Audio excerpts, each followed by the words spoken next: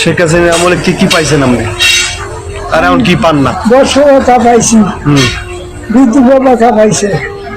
আবার বাবা আমি সবাই যে চাল পেতাম 30 কেজি পেতাম, কিছু দেয় না, সব বন্ধ। কিছু পান না? বর্ষতা পাই না, সবাই দিয়েছে। শেখ হাসিনা এলে কি ভালো হইবে? আল্লাহ আনলে তো হইবে, একটু হলে তো দোয়া করি। পরে আমরা বদ্ধ করি এই যে ওর বাপের কেউ দোয়া করছি সবাই। আল্লাহ কিনলে গেছে বহু তো মনে গেছে দেশে খাচ্ছে। কত পাইছি, কত খাইছি, কত চলছি। ব্যাংকের লোক মাছি রেখি বছর চাপাইতাম না, ব্যাংকের লোক দিয়েছি আমরা বছর